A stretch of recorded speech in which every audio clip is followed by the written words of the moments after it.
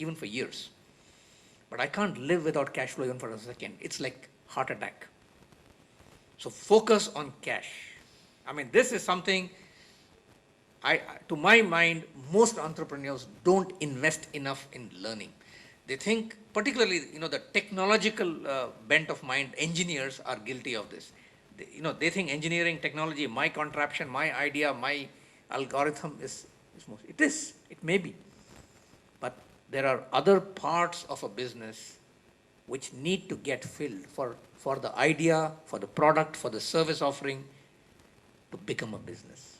And central to all of this is cash. The day cash stops, the music stops. Understand the economics of the business. Very, very key. It's very, very key. What do I mean by understanding the economics? Where is money made in the business? You got to get that fixed. You got to understand that. Are you on the right end? Are you on the wrong end? A part of this is to understand what is the end game of your story. Now, this is hard. That's why you need mentorship. That's why you need to talk to people. That's why you need outside in ideas. That's why you need to subject yourself to challenge. Am I creating a business that will be a dwarf? It can't grow beyond a particular size, or am I creating a baby that can scale? There is a difference between it. I didn't think of any of these. But increasingly, you don't have to invent everything. If you can borrow everything from outside and keep the core to yourself, that would be ideal. And finally, I would think in entrepreneurship, discipline is key. Discipline is the core that gets you the farthest. What do I mean by discipline? If you think that entrepreneurship is because I can't work under rules, under a boss, under an organization, forget it. You'll have 1,000 bosses as an entrepreneur. Am I right, sir? Every customer is your boss. Leave your ego at the door when you go in. You'll get kicked. Be prepared for it. You need discipline. You need, in your personal life, you need to know to subjugate your personal wants. You will need to handle colleagues who are probably smarter than you. You'll have to handle customers who are dumber than you. You'll have to handle financiers and suppliers who are unreasonable. You'll need a lot of discipline to carry on. And that's where the challenge comes in. Now, these are some of the things that I've learned, and in the context of my business, I've tried to generalize it. Hopefully, something useful is there. Thank you very much for your attention.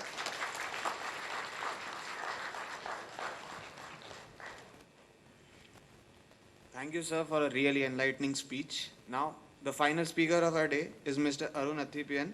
He is the co-founder of Ticket Goose, which is the second largest bus ticket integration portal in India. I would like to welcome sir on the dais.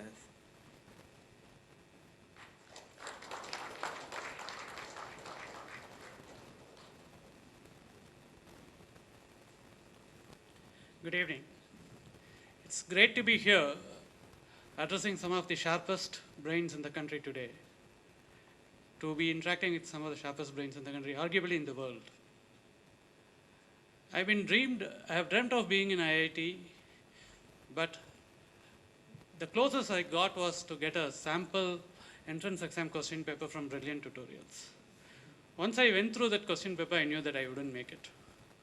So I dropped my ideas then and there, got into PSG Tech.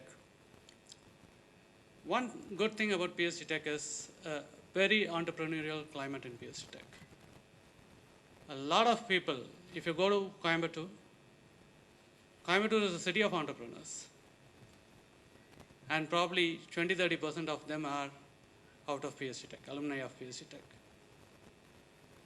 And that's the place where I think it showed a lot of ideas. But if I just go back a little bit, I think my first business plan was how to form a cricket club in my 7th standard. So we lost a ball one day and we didn't know what to do for the next day of play. Then I decided, why not all of us put 10 paise each? That night, I was just wondering, if all of us can put 10 paise each and buy a ball, we could all play cricket the next day. But then the dream expanded a little bit. Why 10 paise? If we put 1 rupee each, we could probably buy bat, we could buy gloves, we could buy pads. We can form a proper cricket club. So we named it Rainbow Cricket Club. There were almost 12 of us there. I didn't know what it was. But I believe that was my first business plan. That night I couldn't sleep. That was the first of the nights that I didn't sleep. The next day morning when my mother came to wake me up, I realized that I have not slept for the whole night. In my mind, I was just turning around this idea. I don't know how many of you have heard Abdul Kalam say this. You have to dream big. These dreams are not those dreams that come in your sleep. These are the dreams that keep you awake, night after night, till you achieve them. I have felt this personally. A lot of times, when in my college, doing my third year, I had a couple of my computer science, I am a mechanical engineer by the way, computer science friends, and I told them, there was a PC called ET&T PC at that time, 15,000 rupees. So I said, let's all pull up some money, buy one PC, you guys do the programming, I will sell it for you. Wisely, none of them signed up with me. I did try to get that PC on loan, no one gave me the PC, and I couldn't sell anything. But I kept trying. I was interested in computer science when I finished my 10th standard in 1985, did a course on BASIC and COBOL.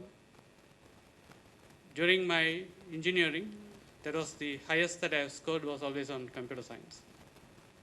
And after I finished college, I got a job in Micro Bosch, Bangalore. They gave me a 3-week training on DBase and Fox Pro Clipper. I don't know how many of you have even heard those packages. I thought this 3 weeks training is good enough to start a software firm. So with that 3-week training, a little bit of Fortran that I knew from college, I quit my job, started a company called Abacus Systems back in my hometown Namakkal. And also after 2 years, I said, okay, I have done a lot in software, let me start an engineering enterprises company. So started a small fabrication company, Athipan Enterprises. 2 years after that, I said, okay, why don't we start a government company? So this all happened between 93 and 98, and 98 I closed down everything. So I'll come back to reasons what happened.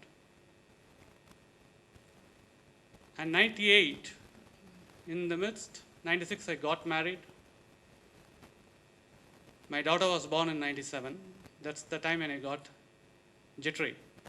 Would I be able to support my family with the way I was doing business?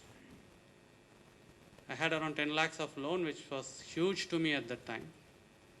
So 98, I decided to close down my business, came to Chennai, did a night shift job for almost a year, then got into HCL. Was with HCL for a year, went to the US, got employed by Covansys, which later got acquired by CSE. Was with them for almost 12 years, 3 years in the US. Within 3 years in the US, I was able to save enough money to pay off my loans. Came back here in 2003. Was itching to do something on my own, but still lacked the confidence for quite some time. But by 2007, we decided we will have to do something, myself and one of my friends, couple of my friends. We started ticketghost.com in 2007. So how we started ticketghost.com is an interesting story. I think it's kind of the same story which most of the bus ticket aggregation portal founders have said. My friend Karthikeyan Ishwaramurthy is also a co-founder, and he's the president of ticketghost.com today. So he's an acquaintance of mine when I was in the US. So he had come here to Sivagiri in Erode. Sivagiri is a small village near Erode. So he wanted to come and meet me in Chennai. He wanted to buy a bus ticket. So to buy a bus ticket, he had to travel 30 kilometers to Erode, and then had to hop from one shop to another. It took him almost 2 hours in Erode to land upon one bus ticket. Because that was a Friday evening, he didn't get a bus ticket. And just before he boarded the bus, he called me up and said, Arun, if only there is something like Expedia.com to buy a bus ticket. Expedia.com was the biggest airline ticketing portal. I believe it is still the biggest airline ticketing portal in the US. It was just out of frustration. Okay? He He said, if only there is something, I need not have spent one whole day. I have hardly 4 weeks of leave and I spent one whole day hunting for a bus ticket. How stupid is that? He got into the bus and went to sleep. I couldn't sleep that night. I was just thinking, why not? Why can't we make something like Expedia.com for bus tickets? It was way back in 2007. I didn't realize that there are already people who have already done this in this space. None of them were popular. And I believe we were the first ones who were doing this. So that was the start of yet another night which I didn't sleep. I just kept scribbling, okay, if we do this, this is how, if we get 10 rupees per ticket, this is how it will happen, and all that. Next day morning, 6 o'clock, I ring up someone at Namakkal, my hometown, and bus operator, and ask him how this works. And he asked, why are you calling me at this time? I told him that I need this answer, I cannot go to sleep without this. And then he told me, okay, we operate through agents, we give them a 10% commission. And I thought, what, 10 rupees? 10% is much more than 10 rupees. We will make a killing out of it. That's what I thought at that point of time. Karthi landed up, and I told Karthi, this is the business we are going to do. We are going to aggregate bus tickets online. And all of us, that's the amount of market research we did. One call to one operator. Okay? So with that, we decided, yes, we will do a business in online bus ticket aggregation. And we named the ticket portal as ticketgoose.com. At that time, we decided that we will not associate it with bus because we thought we could do multiple other services other than just bus. I'll probably come back to each one of these decisions and tell you how foolish, how stupid most of them were, and why we failed at multiple points. And after that, we hired our first employee the next day. We got Karthi's classmate Vasu Ramasamy, who was also running a small chain of computer institutes based out of Hero. We got him to become full-time. Karthi went back to US. I went back to CSE to work. Vasu was running ticketgoose.com. It took us almost 2 months before a first ticket was sold to someone who did not know us. So till then, we will probably ask all our friends, book ticket. And we could count, okay, this is from Arun's friend, this is from Vasu's friend, this is from Karthi's friend. After 2 months, we couldn't count that person. Who's this guy? We don't know this guy. That was an eureka moment for us. Hey, after 2 months, someone has booked a ticket, someone whom we don't know booked a ticket for us. Okay? And took us almost 1 year, or probably a little more than that, to book 100 tickets a day. I was having dinner with my cousin at Annapurna in Coimbatore on that day when my partner Vasu called me up and said, Arun, today we have crossed 100 tickets. I was so happy that I ordered a sweet for everyone on the restaurant that day. Today we do around 3,500 tickets a day. We are the second largest portal, but way beyond, I don't think the claps are due yet, way beyond the market leader. We're close to 8 times bigger than us today. And the struggles that we have had in this journey of building a bus ticket portal. So when we started in 2007, there was very few operators who were online. Probably KPN was there.